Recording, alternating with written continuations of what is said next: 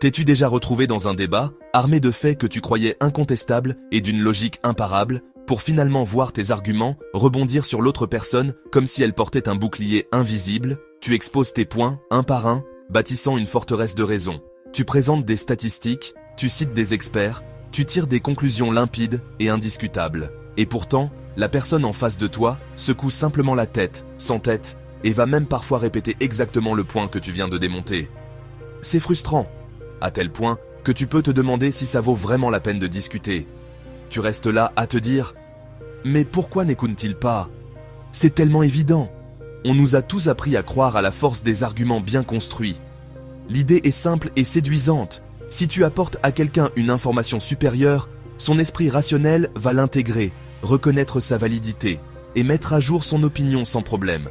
C'est la base de nos systèmes éducatifs, de nos débats politiques et même de la plupart de nos désaccords personnels. On fonctionne comme si l'esprit humain était un ordinateur, attendant qu'on lui fournisse les bonnes données. Si tu donnes le bon code, la bonne série de faits, la machine va exécuter le programme et sortir la conclusion logique. Cette croyance est un pilier de notre société moderne, centrée sur l'information. Mais cette vision idéalisée de la rationalité humaine est, dans la plupart des cas, une grande illusion. La réalité est bien plus complexe, plus désordonnée et profondément humaine. Nos cerveaux ne sont pas des robots insensibles à l'émotion. Ils sont intimement liés à nos émotions, à notre histoire, à notre identité.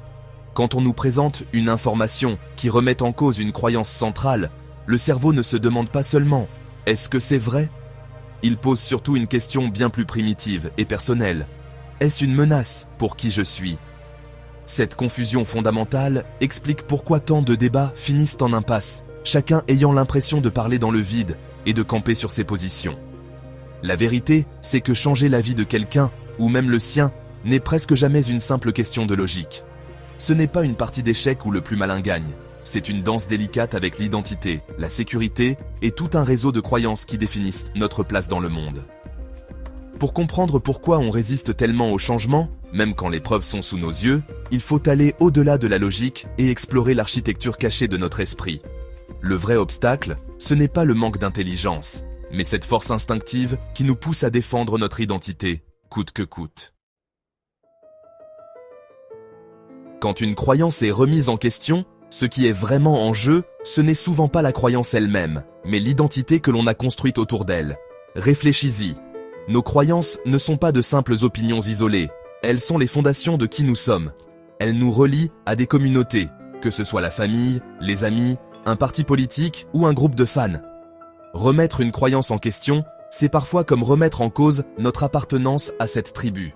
On a l'impression qu'on nous demande de trahir ceux en qui on a confiance, ou le groupe qui nous donne un sentiment d'appartenance et de sécurité. Ce coût social peut être énorme, bien supérieur au simple bénéfice intellectuel d'avoir raison. Nos croyances sont tissées dans le tissu même de notre vie. Je suis le genre de personne qui croit à l'urgence climatique, ou bien je valorise la famille traditionnelle, ou encore je soutiens telle équipe, quoi qu'il arrive. Ce ne sont pas seulement des affirmations, ce sont des déclarations d'identité. Elles signalent nos valeurs, notre loyauté. Quand quelqu'un présente des faits qui contredisent ses positions fondamentales, il ne s'attaque pas juste à une idée. Inconsciemment, on le ressent comme une attaque contre notre être, notre place dans le groupe, et l'histoire qu'on se raconte sur qui nous sommes. Voilà pourquoi les débats sur des sujets sensibles comme la politique ou la religion finissent si rarement par un accord. Les enjeux sont trop forts. Admettre que sa conviction politique de toujours est peut-être erronée, ce n'est pas simplement céder un point. Cela peut vouloir dire revoir toute sa vision du monde, remettre en question le jugement de ceux qu'on admire et risquer de se retrouver isolé. Le rôle principal du cerveau, c'est de nous garder en sécurité. Et l'isolement social est l'une des plus grandes menaces qui soit. Résultat, le cerveau choisira presque toujours la sécurité de l'appartenance au lieu de l'inconfort d'une vérité objective. Alors, la prochaine fois que tu ressens une montée de défense, quand quelqu'un remet ton opinion en cause, fais une pause. Demande-toi ce qui est vraiment menacé. Est-ce juste l'idée ? Ou est-ce ton sentiment d'exister, ton lien avec un groupe, ton histoire personnelle ? Comprendre que cette résistance vient d'un endroit profond, lié à l'identité, c'est la première étape. Cela montre que le vrai enjeu, ce n'est pas l'intelligence ou l'information, mais ce besoin humain fondamental de protéger qui nous sommes, ou du moins, qui nous pensons être. Et ça, C'est une force redoutable. Pour protéger ce sentiment fragile d'identité, notre cerveau a développé un système de défense ultra sophistiqué.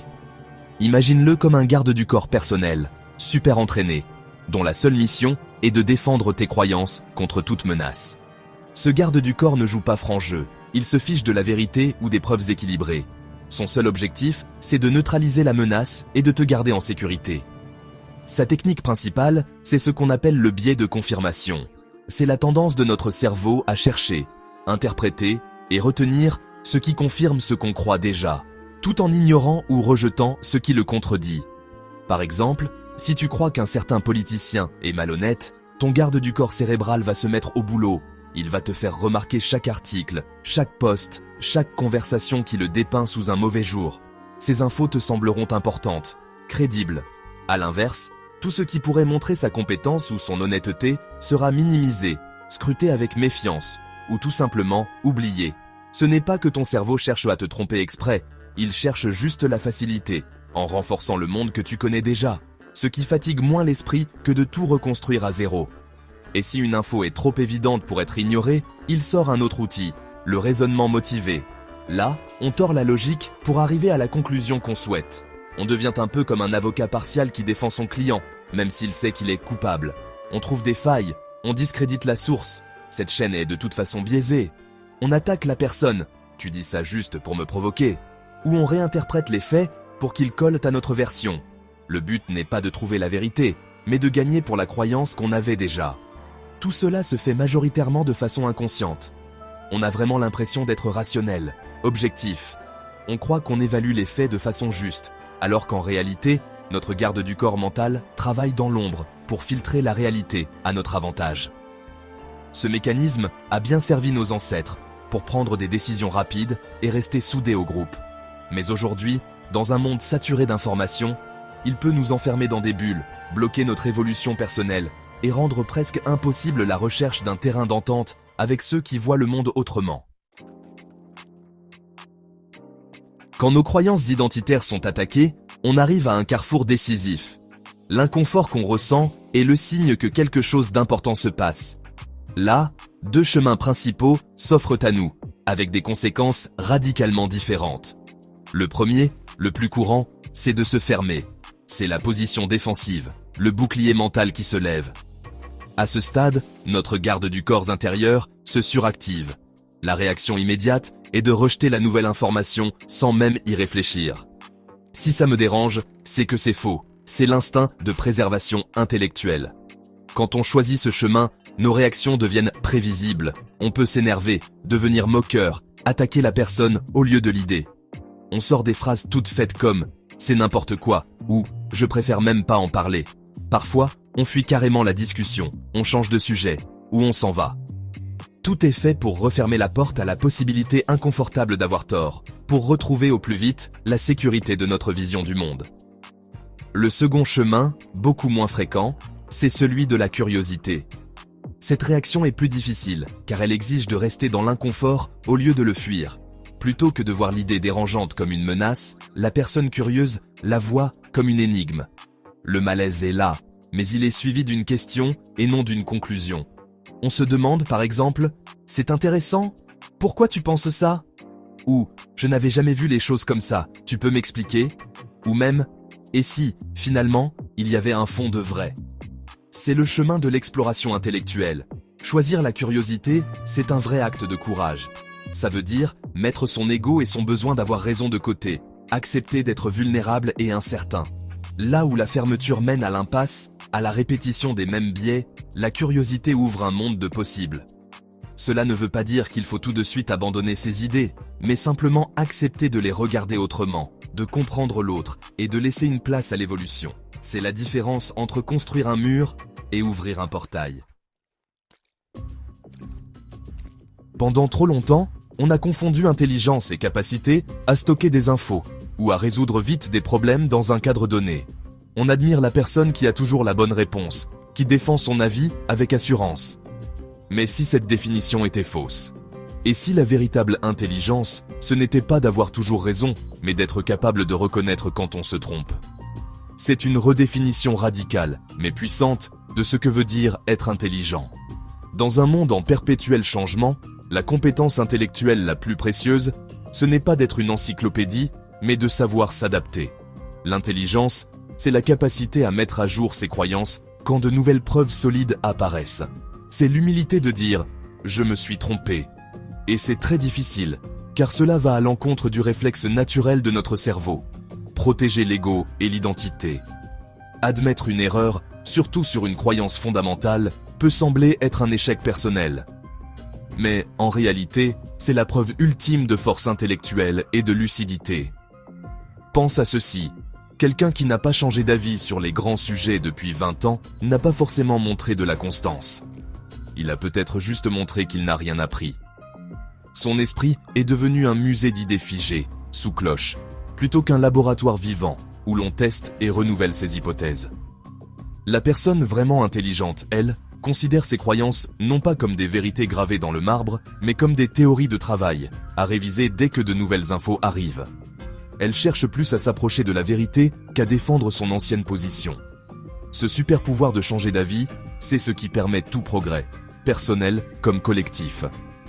Chaque découverte scientifique est née d'un esprit prêt à remettre en cause les évidences de son époque.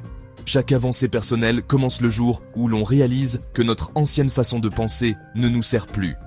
Développer cette intelligence demande de l'entraînement. Il faut privilégier la curiosité sur la certitude, accepter l'inconfort de ne pas savoir comme une opportunité d'apprendre. C'est choisir, consciemment, d'être un éternel apprenti plutôt que le gardien de connaissances dépassées. Deux forces majeures nous maintiennent enfermés dans nos vieux schémas de pensée. Le piège de l'autorité et la douceur rassurante des habitudes mentales. Le piège de l'autorité, c'est notre tendance à déléguer notre réflexion à d'autres, surtout à ceux qu'on considère comme plus compétents, puissants ou légitimes. Ça peut être un parent, un prof, un leader politique, un expert reconnu ou même une star influente. On suppose que, puisqu'ils sont en position d'autorité, leurs conclusions sont forcément justes. Cela nous évite d'avoir à penser par nous-mêmes. Ce réflexe d'obéissance commence dès l'enfance. On apprend le monde à travers les adultes, c'est normal et efficace. Le problème, c'est quand on garde cette habitude sans recul en devenant adulte. On ne questionne plus, on accepte. Si une source fiable nous dit quelque chose, notre cerveau l'adopte sans effort pour économiser de l'énergie. Ce n'est pas de la paresse, c'est de l'efficacité. Mais cela a un prix. Suivre aveuglément l'autorité, c'est courir le risque d'absorber des croyances fausses, dépassées, voire toxiques, sans jamais activer notre esprit critique. On devient spectateur de l'info, au lieu d'en être acteur. À cela s'ajoute le pouvoir des schémas répétitifs, ou routines mentales. Notre cerveau adore les raccourcis, et une habitude de pensée familière est le raccourci ultime. Ce sont ces chemins neuronaux qu'on a creusés à force de penser et de réagir toujours pareil. Dès qu'un déclencheur se présente, notre cerveau reprend la même route. Par exemple, si ta réaction, c'est de t'énerver dès qu'on te critique, tu continueras sans même t'en rendre compte. Ces boucles nous semblent confortables et rassurantes, justement parce qu'elles sont familières, même si elles nous desservent. Sortir de ces cycles est extrêmement difficile. Il faut créer une nouvelle piste dans la jungle, là où l'ancienne route était toute tracée. Le cerveau, cherchant la facilité, va sans cesse essayer de nous ramener sur l'ancien chemin. Voilà pourquoi on refait les mêmes erreurs. On a toujours les mêmes disputes stériles. On a l'impression de tourner en rond. On est piégé dans une boucle créée par l'autorité des autres et le confort de nos propres habitudes. Si on gratte sous les couches d'identité, de biais de confirmation et de soumission à l'autorité, on trouve souvent une émotion unique et puissante à la racine de notre résistance au changement, la peur. C'est l'architecte invisible qui dessine les plans des murs que l'on construit autour de nous. Cette peur prend de nombreuses formes, mais elle est presque toujours présente quand on s'accroche à une croyance malgré des preuves écrasantes du contraire. Ce n'est pas qu'on est bête ou irrationnel, on a juste peur. L'une des peurs les plus profondes, c'est la peur de l'inconnu. Nos croyances, même bancales, sont comme une carte du monde. Elles nous donnent des repères, un sentiment de contrôle. Remettre en cause une conviction centrale, c'est admettre que notre carte est fausse. On plonge alors dans l'incertitude. Qu'est-ce qui remplacera l'ancienne croyance? À quoi ressemblera le monde avec cette nouvelle vision? Ce vide fait peur. Il est souvent plus rassurant de s'accrocher à une carte familière, même fausse, que de s'aventurer en territoire inconnu. Une autre peur, tout aussi forte, c'est celle d'avoir tort. qui va de pair avec la peur d'être exclu. Dans notre société, se tromper, c'est être perçu comme naïf, faible ou même ridicule. Admettre une erreur peut donner l'impression de perdre de la valeur aux yeux des autres. On craint de perdre le respect, de voir notre crédibilité s'effriter ou même d'être rejeté par notre groupe. Comme animaux sociaux, la peur d'être mis à l'écart est fondamentale. Du coup, notre cerveau va se battre bec et ongle pour protéger notre statut de personne qui a raison, car avoir raison, c'est rester en sécurité et accepter. Enfin, il y a la peur de perdre son identité. Si je ne suis plus celui qui croit en X, alors qui suis-je? Nos croyances sont tellement imbriquées dans notre « moi » que les abandonner, c'est un peu comme une petite mort. Cela peut déclencher une crise existentielle où il faut tout re-questionner sur soi et sa place dans le monde. Ce processus est douloureux et déstabilisant. Il est bien plus facile de défendre la forteresse de notre identité actuelle, même branlante, que d'oser la démolir pour en bâtir une nouvelle. Comprendre cette peur sous-jacente est crucial pour développer de la compassion envers soi-même et les autres qui restent prisonniers de leur vision. Ce mélange de protection de l'identité, de biais cognitifs et de peur profonde crée un cercle vicieux aussi puissant que frustrant. Tout commence quand une idée qui bouscule notre vision du monde apparaît. C'est l'alerte rouge intérieure. Le garde du corps cérébral s'active et on devient tout de suite sur la défensive. On se ferme, on rejette l'info ou on attaque la source. On évite ainsi la gêne immédiate d'avoir nos croyances remises en cause. On a l'impression d'avoir gagné, de retrouver notre zone de confort mental. Mais ce soulagement immédiat a un coût à long terme. En refusant de considérer des idées nouvelles, on renforce nos propres biais. Notre bulle devient plus petite, ses murs plus épais. On devient rigide dans notre façon de penser, moins tolérant envers les autres. Cette fermeture intellectuelle mène à la frustration. On reproche aux autres de rien comprendre, sans voir qu'on est soi-même celui qui a fermé la porte. Cela peut abîmer nos relations, créer un sentiment d'isolement vis-à-vis de ceux qui ne partagent pas notre vision.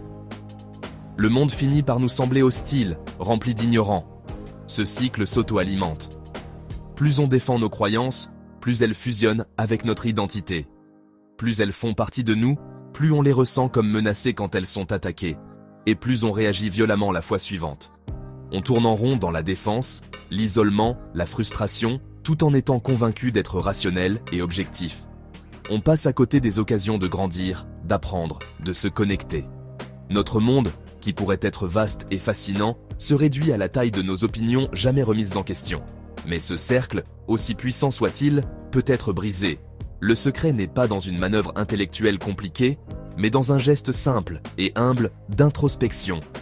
Tout commence par une question à se poser quand on se sent sur la défensive, ou absolument certain d'avoir raison. Et si j'avais tort? Cette question est la clé maîtresse qui peut ouvrir la porte de notre propre prison mentale. Elle ne demande pas de tout abandonner sur le champ.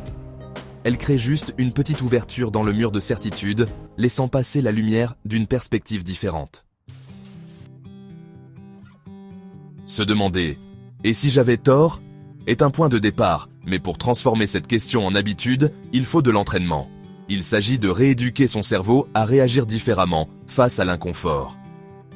Premier exercice, l'observation.